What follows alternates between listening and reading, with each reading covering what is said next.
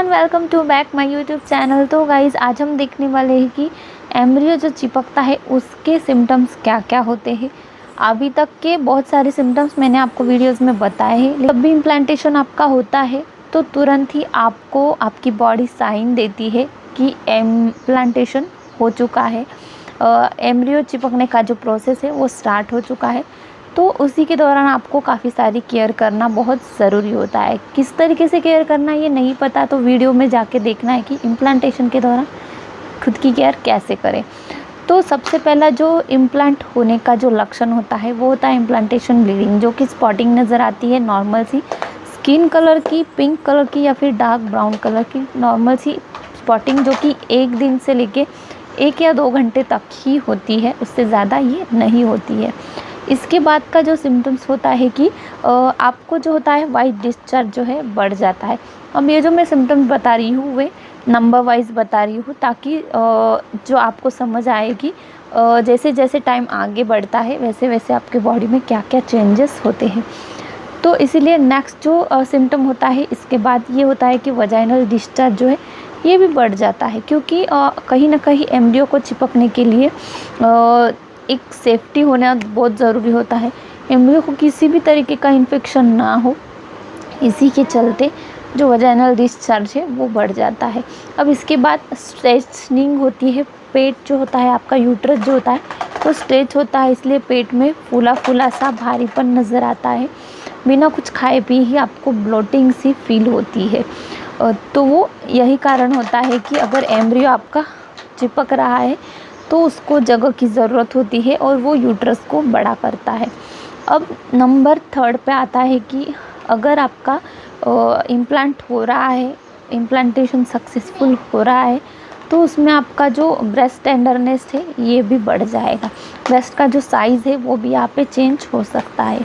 तो अगर आपको कहीं पे भी ब्रेस्ट टेंडरनेस फीलिंग हो रही है, पेन हो रहा है, अगर आप टच कर रहे हो तो उसमें पेन महसूस हो रहा है, तो इसको आपको समझना है कि इम्प्लांटेशन हो रहा है।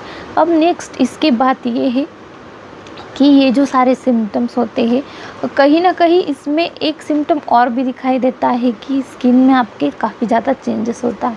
स्किन आपकी या एकदम ग्लो करने लगती है या फिर एकदम से डल हो जाती है। दोनों में से कोई भी एक चेंजेस नज़र आता है आपको ठीक तरीके से ऑब्जर्व, कुछ तो भी अलग आपकी स्किन लगने ही वाली है। अब ये जो सिम्टम्स हैं ये पीरियड के पहले के सिम्टम्स हैं जो मैंने आपको बताए, लेकिन अब पीरियड जैसे ही मिस होता है उसके बाद से काफ़ी सारे सिम्टम्स और भी ऐड हो जाते हैं। तो उसमें पीरियड मिस होता है ये तो चेंजेस आपको पता ही है, लेकिन उसके बाद से आपका टेम्परेचर है आधा से 1 डिग्री जो है नॉर्मल सा बढ़ जाता है। ठीक है, तो टेम्परेचर भी ज़्यादा आपको बुखार वगैरह नहीं आएगा, लेकिन नॉर्मल सा आधा 1 डिग्री टेम्परेचर बढ़ सकता है। ठंड बढ़ने जैसा आपको लग सकता है, जैसे कि आप बीमार हो, गले में खराश हो सकती है, ऐसे टाइम पे फ्लू हो सकता है, आपको नौशिया हो सकता है, जी मचलाता है आपका। उसके बाद में जो माउथ का टेस्ट है उसमें भी काफ़ी चेंज आता है, क्योंकि आपका जो स्वाद है मुँह का वो एक मेटालिक सा हो जाता है, अलग ही। आप कुछ भी खाओ आपको अलग ही टेस्ट लगेगा उसका। तो ये इसी के चलते होता है, हार्मोन चेंजेस की वजह से। अब उसके बाद होता है कि नौशिया आपको काफ़ी ज़्यादा होने लगता है। छोटी छोटी कोई भी चीज़ हो, इंसान ही क्यों ना हो, उन चीज़ों की आपको स्मेल आने लगती है। और जिन चीज़ों की स्मेल ज़्यादा स्ट्रॉन्ग है, स्प्रे हो गया, डिटर्जेंट, साबुन, क्रीम वगैरह, मॉइस्चराइज़र होते हैं, अगर इनकी स्मेल कहीं ना कहीं आपको आ जाती है तो फिर वो मैट सा फील हो जाता है। एक तो वो मैट हो ही जाएंगी या फिर वो मैट करने का मन करेगा, इस तरीके से। और जो नॉर्मल चीज़ें हैं उनकी स्मेल्स आपको पसंद नहीं आएगी या फिर तुरंत स्मेल आ सकती है किसी भी चीज़ की, ये भी आपके साथ हो सकता है। मूड स्विंग्स भी हो सकते हैं, बार बार आपका मन कभी बेवजह हंसने का कर सकता है, कभी बिना वजह रोना भी आ जाएगा, या फिर बिना वजह किसी के साथ झगड़े करने का भी मन कर सकता है, बहुत ज़्यादा गुस्सा भी आ जाता है इस दौरान। तो ये भी चेंजेस अचानक से आपके बॉडी में हो जाते हैं हार्मोनल के चेंजेस के चलते। अब इन सारे सिम्टम्स के बाद आपको लोअर जो बॉडी है उसमें भी पेन स्टार्ट हो जाता है। पेट के निचले हिस्से में, राइट या लेफ़्ट हिस्से में भी आपको पेन महसूस होता है, वो पेन पैरों में भी जाता है, आपके लेफ़्ट पैर में हो सकता है या फिर राइट साइड में। जिस साइड में आपका बेबी जो है वो इम्प्लांट हुआ है, उस साइड में आपको क्रैम्प महसूस हो सकता है।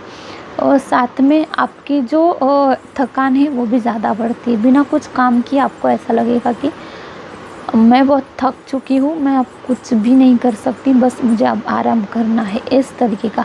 हर दिन जो एनर्जी काफ़ी रहती है, जो कि आप सारा काम करते हो बिना थकावट के नींद से उठने के बाद, तो अब ऐसे नहीं होता है कि थोड़ा भी आप अगर 15-20 मिनट भी अगर आप किचन में खड़े हो तो तुरंत ही आपका बैठने का मन करेगा या फिर सीधा जाके बेड पे लेटने का भी मन करेगा। तो थकान भी कहीं ना कहीं ज़्यादा हो जाती है। तो ये इतने सारे चेंजेस है लगातार आपके बॉडी में होते हैं।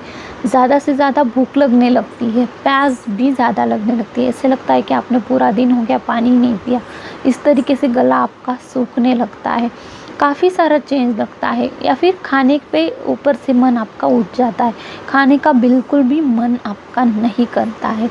और पता नहीं क्यों जो चीज़ें आपको पसंद रहती है उन चीज़ों से भी आपका मन हट जाएगा, वो चीज़ें आपको सामने देखना भी पसंद नहीं होगी। या फिर जिन चीज़ों को आप कभी देखते नहीं थे, खाते नहीं थे, उन चीज़ों को खाने का मन करेगा। इस तरीके से भी जिस तरीके से हार्मोन आपकी बॉडी रिएक्ट करती है, जिन चीज़ों की कमी आपकी बॉडी में होती है, विटामिन्स की, कैल्शियम की, उस तरीके से बॉडी जो है आपकी रिक्वायरमेंट करती है और वो क्रेविंग के ज़रिए वो चीज़ें बाहर आती हैं।